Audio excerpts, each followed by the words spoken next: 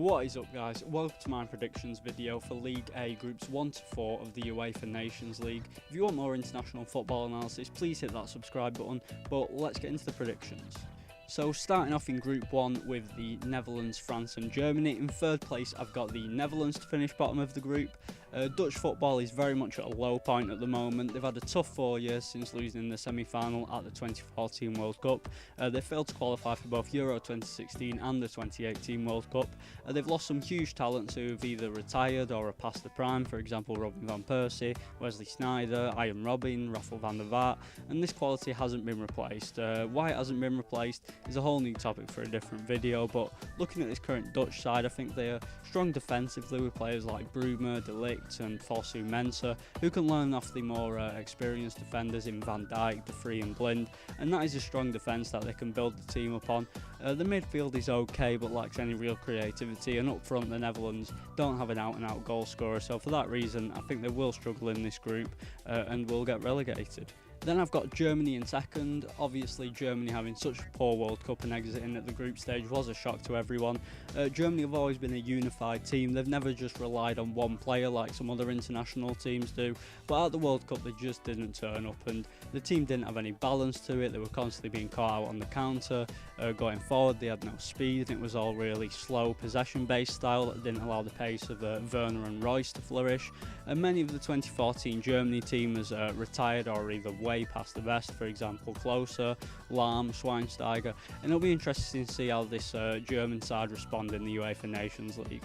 They've got a hell of a talented squad, but that fear factor and the respect that teams gave to Germany is now gone, and that's why I've got them finishing second behind the World Cup winners France. Now I think France will win this group. They're far better than both Netherlands and Germany in my opinion. The way Deschamps has France set up tactically is brilliant because they have so many different styles of play that they can adapt to depending on who they're playing. Against Belgium we saw them defend deep and hit on the counter. Against Argentina we saw them really take the game to them, and I believe that this France team does have the potential to dominate international football for years to come.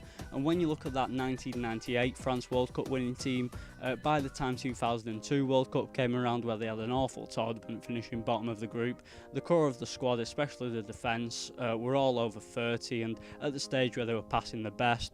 And when you look at this France team, they don't have that problem. Mbappe 19, Dembele 21, Hernandez 22, Pogba 25, Mendy 23, Pavard 21. It's a very young team, and by the time that next World Cup comes around, in theory they should be even stronger. But as for this group, I can only see France topping it. Now moving on to Group 2, which has Belgium, Iceland and Switzerland. At the bottom of the group I have got Iceland. With Iceland, you know what you're going to get with them. They're going to be organised, they'll happily sit back and play long balls up to Finn Borgson. They're a really big physical team who are great in the air and they'll use that to their advantage.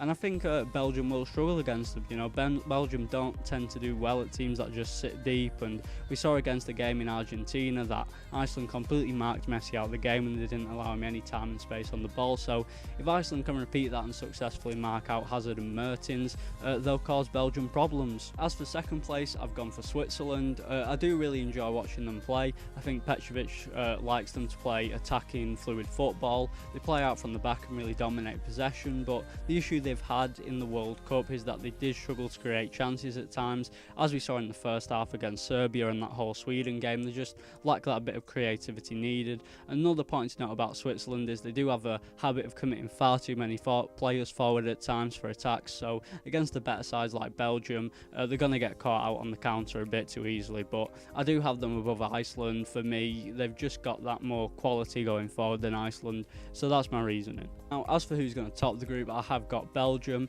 The core of the squad is just too good, with Courtois in goal, Kompany, Vertonghen and Alderweireld at the back, Dembele bossing midfield, Hazard and Mertens on the wing, Lukaku is the big target man up front. I think the team is just so complete and without a doubt is the best Belgium side ever. Kevin De Bruyne out injured till November is a bit of a miss, but they've got more than enough quality in that midfield to replace him, and I think they will top the group, but I don't think it'll be easy for them. Iceland, as we've seen, have beaten England and drawn against Argentina. They'll sit behind the ball and it will be up to Belgium to break them down. Moving on to Group 3 with Portugal, Poland and Italy. I've got Poland finishing bottom of the group. They didn't play great at the World Cup. The players showed absolutely no desire. There was rumours going around that there was some conflicts in the squad, which wouldn't surprise me at all since they looked so disinterested after such a strong qualifying campaign. Their midfield was very defence-minded, so they struggled to create anything going forward.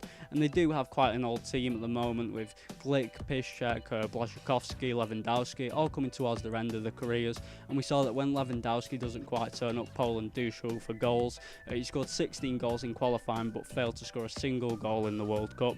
But with Jerry Brezczak as the new manager, hopefully he can find the formation that fits Poland to get the best out of the quality they've got in the squad, as the 3-4-3 formation didn't quite work since it gave them nothing going forward. So I have got Poland to finish bottom of the group. Now, second and first was a difficult choice in this group, but I have gone for Portugal to finish second.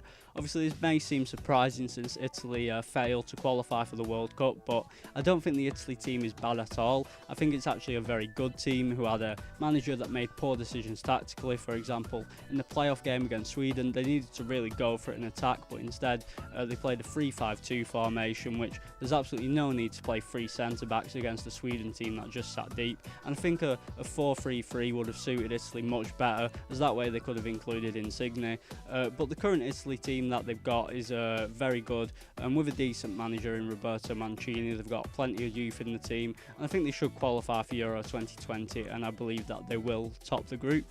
As for Portugal, I think a second place finish is about right for them. They've got a lot of good options in the front line. Obviously any team with an informed Cristiano Ronaldo in the squad is going to be dangerous, and since he's turned 30 he's really stepped it up for Portugal, scoring 32 in 34 games.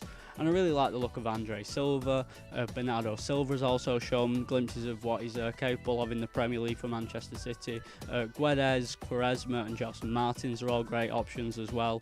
And I'm hoping to see defensive midfielder Ruben Neves get a lot more game time. He was sensational for Wolves last season, and the future looks very bright for Portugal. They won the Under-17s Euro 2 seasons ago, and that same group of players who are now Under-19s won the Euros again this year. So they've definitely got some good players that they can start to transition into the first team soon. Now, moving on to the final group, which is Croatia, England and Spain. And out of all four groups, this is without a doubt the toughest one to predict. It could go either way. And in third place, I've got England. I think England have come a hell of a long way since the low points of Brazil 2014 and Euro 2016.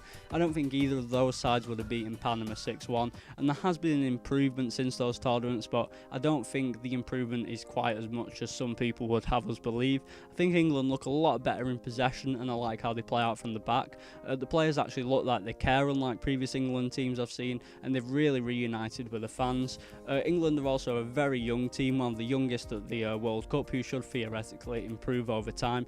And I think they became a bit too reliant on set pieces, and they're in need of a plan B when games do start going against them, like Colombia and Croatia.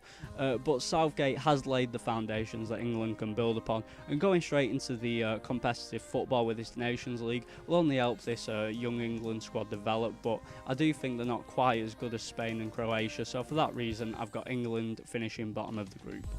In second place, I've got Croatia. I think this team are absolutely fantastic. It's without a doubt one of the best Croatian sides I've seen. The game against England was very much a case of the experience beating the youth, with 5 Champions League winners in the Croatia squad. Vishalko won the Europa League as well, and Lovren was a Champions League finalist for Liverpool, so they already had that big stage experience going into the game. But this was the last World Cup this golden generation will have together, as a lot of the squad will be past their prime by the time the next World Cup comes around.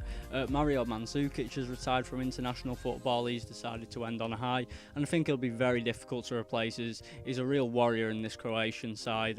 Kramaric and Santini are going to need to step up to replace him, but they've got a really strong midfield and defence that are always going to cause problems, and they've got a very good manager in Dalic. Tactically, he completely outsmarted Gareth Southgate from the second half onwards, and Croatia are more than capable of doing it again. So yeah, I've got them finishing second. And in first place, I have decided to go with Spain. They didn't have the greatest World Cup, getting knocked out in the round of 16 by Russia. Lopetegui going to Real Madrid 2 days before the World Cup didn't help. Coming into the World Cup, they had gone 2 years unbeaten. They were in great form, playing some fantastic football, but the issue is when they have to face a team that put 10 men behind the ball, they struggle to create opportunities because of the tiki-taka style that they play. And when they can't break teams down, their play starts to become boring, slow, slow, predictable, and they just don't have a plan B. But when the system is working, they look absolutely superb. For example, the 6-1 win against Argentina, that first half against Portugal, they looked fantastic, which was their only good half of football in the whole tournament. However, I trust new manager Luis Enrique to tweak the system a bit and make Spain a bit more direct and less ponderous on the ball, and I think they'll get it right in the end and finish top of the group, but I think it will be a close one. So that is the video for today, guys. I will be doing more international football analysis, so if you did enjoy, please like and subscribe, and I'll see you next time with my League B predictions.